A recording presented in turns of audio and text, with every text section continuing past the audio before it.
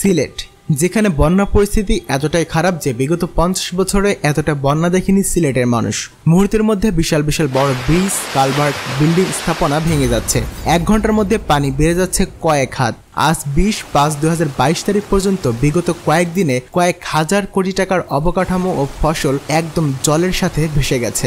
লাখ লাখ মানুষ হয়েছে বাড়ি ছাড়া। মানুষগুলো যেখানে একটুখানি মাথা গোঁজার জন্য যাবে সেই আশ্রয় কেন্দ্র ভেসে গেছে বানের জলে।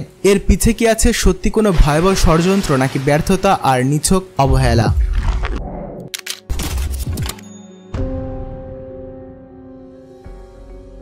সিলেটের প্রায় 13টি জেলা পানির নিচে তলিয়ে গেছে। সুনামগঞ্জেরও একই অবস্থা।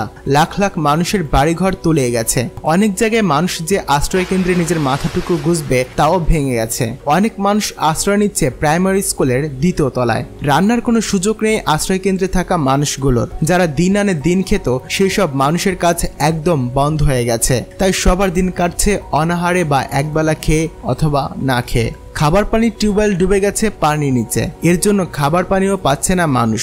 সুরমা নদীর পানি বিপদসীমার উপরে উঠে যায়। সিলেট শহরে বেশিরভাগ অঞ্চল ডুবে গেছে, যেখানে অনেক বিল্ডিং এর নিচতলা পানির নিচে। মোটর দিয়ে পানি উঠাতে পারছে না মানুষ। লাখ লাখ মানুষ এখন বিদ্যুৎ থেকে বিচ্ছিন্ন হয়ে আছে। গ্রাম বা শহরের এমন কোনো দিঘি বা পুকুর নেই যার পানি কিনা ভালো আছে। সব মিলে সিলেট সুনামগঞ্জের মানুষ আছে ভয়াবহ বন্যার ভিতরে। আর এই বন্যা এখন ছড়িয়ে পড়ছে দেশের অন্যান্য জেলাতেও। এখন প্রশ্ন আসে, কেন সারা বছর যে সুরমা নদী শুকিয়ে থাকে এই সময় পুরো দেশ খরার মধ্যে জ্বলে পড়ে মরলেও ডুবে যাচ্ছে সিলেট? এই প্রশ্নের সবথেকে বড় উত্তর হচ্ছে আবহাওয়া। কর্কট ক্রান্তি রেখা এদেশের ঠিক মধ্যভাগ দিয়ে অতিক্রম করেছে। আর ভারত মহাসাগরীয় অঞ্চলে মৌসুমী স্রোত এদেশের দক্ষিণ প্রান্তবর্তী বঙ্গোপসাগর দিয়ে অতিক্রম করায় এখানে ক্রান্ত মৌসুমী জলবায়ু বিরাজ করে। এই মৌসুমী জলবায়ু প্রচুর পরিমাণে বঙ্গোপসাগর থেকে জলীয় বাষ্প নিয়ে দক্ষিণ থেকে উত্তরের দিকে সিলেটে যায়।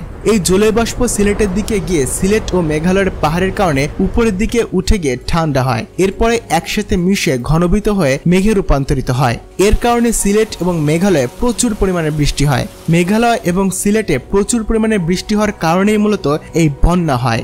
এখন প্রশ্ন আসে, এখানে কি মানুষের কোনো দোষ নেই? উত্তর হ্যাঁ আছে। বৃষ্টিপাতে বন্যা হলেও ভারত থেকে আসা পানি যখন বাংলাদেশে প্রবেশ করে তখনই এই বন্যা ভয়ঙ্কর রূপ নেয়। আপনারা এখানে দেখতে পাচ্ছেন সিলেট সুনামগঞ্জের বাংলাদেশের যে সীমানা, সেই সীমানা ঘেঁষা অঞ্চলগুলো একদম সাদা হয়ে আছে, কিন্তু ভারতের অঞ্চল জঙ্গলে ঘেরা। ভারতের মেঘালয় অঞ্চলে রয়েছে জঙ্গল আর জঙ্গল। ঘনবসতি কম হওয়ায় রাস্তাঘাটও কম। তাই ভারতের অংশে বৃষ্টিপাত হলে পানি খুব সহজে ভারত থেকে নিচু অঞ্চলের দিকে বাংলাদেশের সিলেটের দিকে চলে আসে। ভারত থেকে আসা পানি যখন বাংলাদেশের সিলেটে ঢুকে তখন বাংলাদেশে ঘনবসতি হবার কারণে প্রচুর রাস্তাঘাট রয়েছে এবং বড় বড় দিঘি হয়েছে ভরাট। নদী দখল হয়েছে ভয়ঙ্কর ভাবে। তাই ভারত থেকে আসা বেশি পানির ধারণ ক্ষমতা না থাকায় হয় বন্যা। একটা সময় ঐতিহ্যে ঘেরা সুরমা নদী এখন পরিণত হয়েছে এক লেকের মতো, যেখানে আবার গভীরতাও কম। তাই ভারত থেকে আসা অনেক পানি সিলেটের নদী ও দিঘি নালায় ধারণ ক্ষমতা নেই। তাই পানি ঢুকে পড়ে গ্রামগুলোতে, শহরে।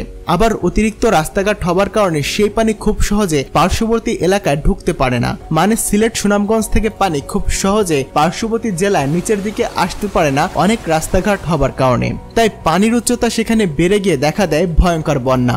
যদি কিনা রাস্তাঘাট কম হতো, ছোট খাল নদী ভরাট না হতো, তাহলে পানি নদী দিয়ে বঙ্গোপসাগরে নেমে যেত। আর যে পানি গ্রামগঞ্জে ঢুকতো তা ধীরে ধীরে দক্ষিণের জেলাগুলোতে ঢুকে পড়তো। এতে করে শুধু সিলেট সুনামগঞ্জ জেলাতে পানি আটকে থেকে এই দুই উঁচু জেলায় বন্যা, আর বাকি নিচু জেলাগুলো টনটনে শুকনো মাটি ফাটায় ভুগত না। তো আশা করি আজকের ভিডিওটি আপনাদের অনেক ভালো লেগেছে। আজকের ভিডিওতে আপনারা বিস্তারিত জানতে পেরেছেন খুঁটিনাটি সিলেটের এই বন্যার কারণ সম্পর্কে। ভিডিওটি যদি সত্যিই ভালো লেগে থাকে, এই ভিডিও থেকে নতুন কিছু জেনে থাকেন, তাহলে অবশ্যই লাইক করবেন এবং কমেন্ট করে ব্যাপারে আপনার কোনো মন্তব্য থাকলে তাও জানাবেন। সবাইকে অনেক অনেক ধন্যবাদ, সাথে আপনাকেও আমাদের আজকের ভিডিওটি দেখার জন্য।